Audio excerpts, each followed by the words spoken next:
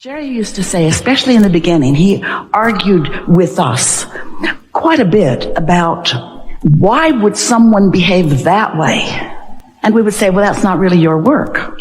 Well, it felt like it was his work because it was in his atmosphere, sometimes in his face.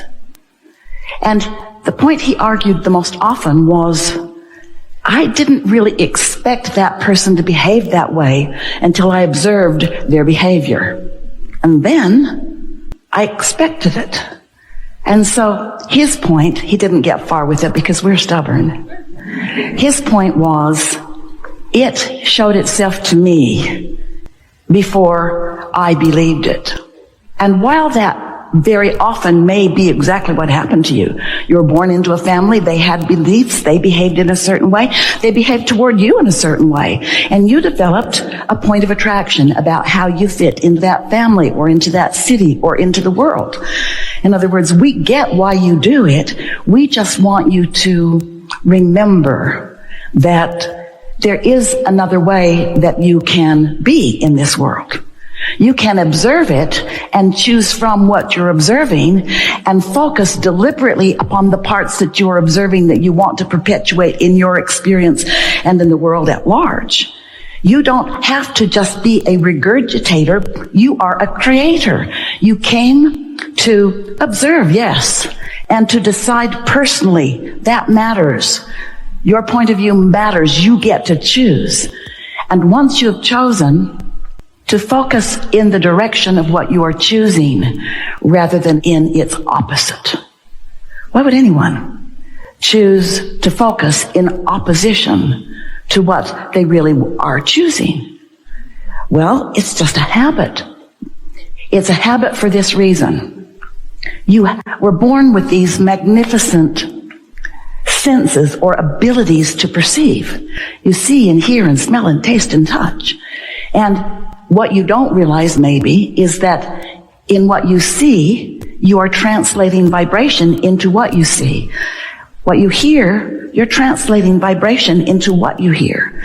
Your senses are helping you to translate meaningfully to yourself. Well, that's compelling, isn't it? That reality, that's compelling. We get why you want to focus upon it. Much of it is delicious. And all of it matters because how are you going to know what you do want unless you're able to taste a little bit or maybe a lot about what you don't want? How would anyone decide what they prefer if it were not for the variety that helps you in that relative way, that relativity way, that comparison way? How would you know what you choose? And it matters what you choose because you are the creator of your own point of attraction.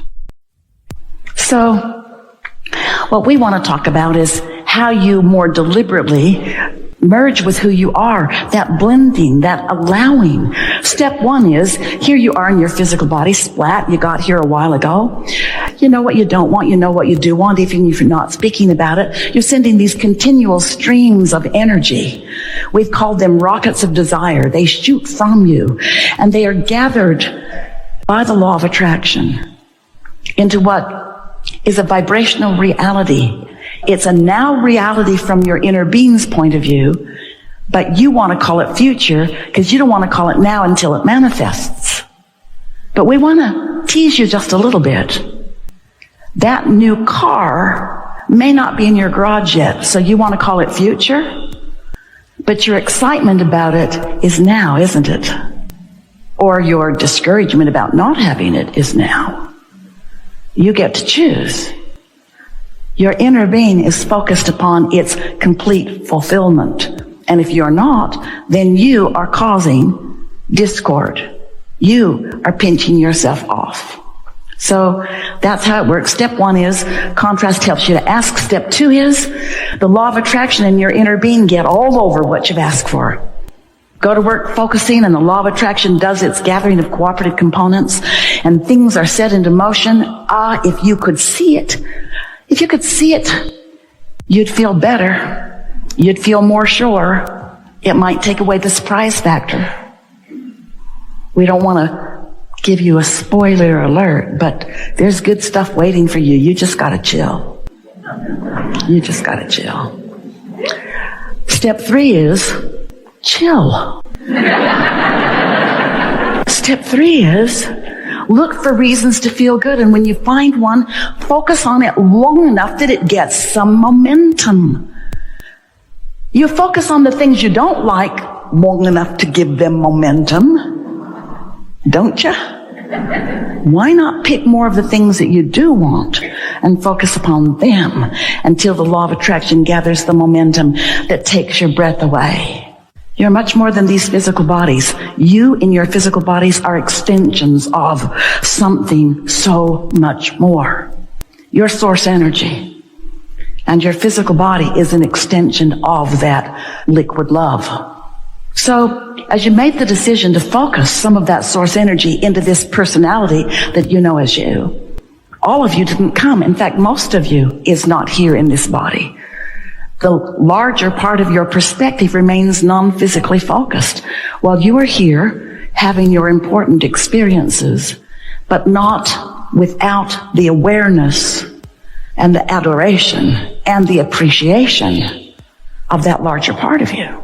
So every conversation you have, your inner being is aware, in on it. Everything you do, everything you think, you are an extension. You can never separate yourself from that perspective. And that perspective, if you could just take that perspective and sit it in a chair in physical form, that perspective of you would be your very best friend. And here's why. That perspective of you knows you, first of all. Aren't you always wanting somebody to get you? Knows you, adores you, roots for you, knows the ever-changing life experiences that you're going to live, and supports you in everything that you do, knowing that you can't get it wrong and that you never get it done. And so that non-physical part of you is having a vibrational response to whatever it is that you are about in any moment in time, as are you. And your emotions are your indicator of how close in understanding you are with your inner being about the very thing that you're focused on. Somebody is rude to you, you don't like it. If they're really a bully to someone you love or even to you, you'd like to get bigger and stronger and you'd like to deal with them. Revenge is real. The reason that you feel the discomfort that you might call fear or anger or revenge is because your inner being isn't looking at that bully in the way you are looking at that bully. You say bully, inner being says learner. You say bully, your inner being says someone here to play with you to help you find your balance. You say bully, bigger than me, taking advantage of me, your inner being says that can never happen. It's only you giving away your power that ever negatively impacts you. And your inner being isn't even saying, and you shouldn't do that. Your inner being doesn't push against anything that you're about. Just knows it, understands it, and is always focused upon who you really are and what you really want. Now, how does your inner being know what you want? Because every time you lived what you didn't want, you asked for what you did want, even if you didn't use your words.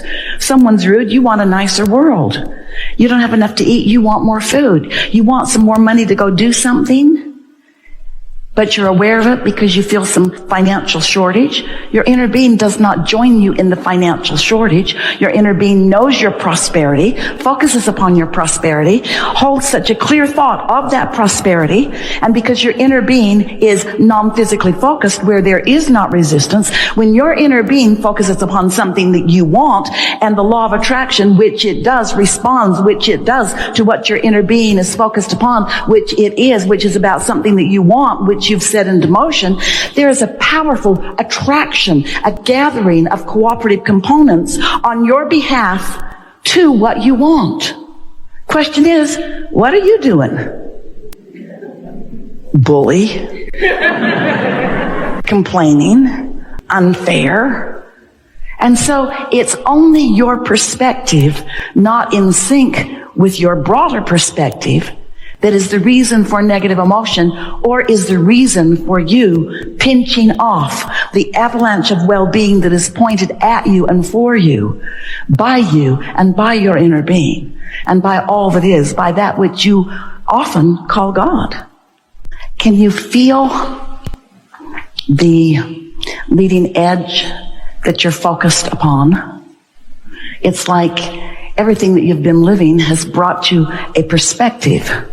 Not just an opinion, that is a perspective, and everybody's got that, but a point of attraction perspective is what we're talking about, where you've lived life and you've observed it, and then you've talked about it, you've sort of calibrated to it, you've isolated it by focusing on it, and in many cases defended it.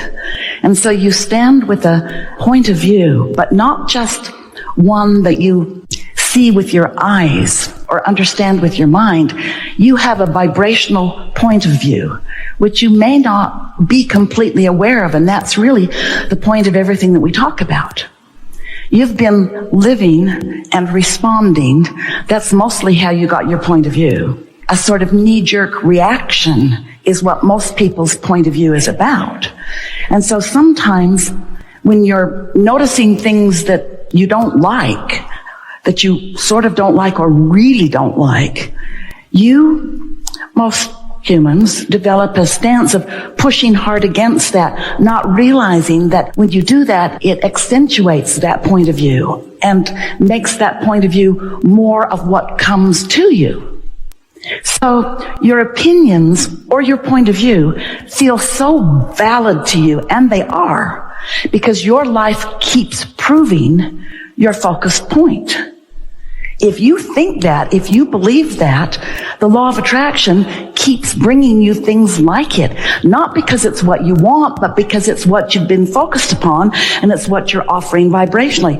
An easier way to hear it is because you believe it. An even stronger way to hear it is because you expect it.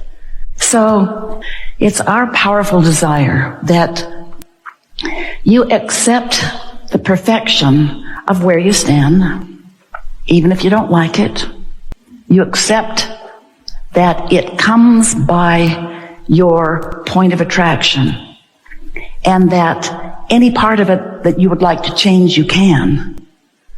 And that the easiest way to change the parts you don't like is not to push against them, not to catalog them and pigeonhole them and join other groups who are also pushing against those things.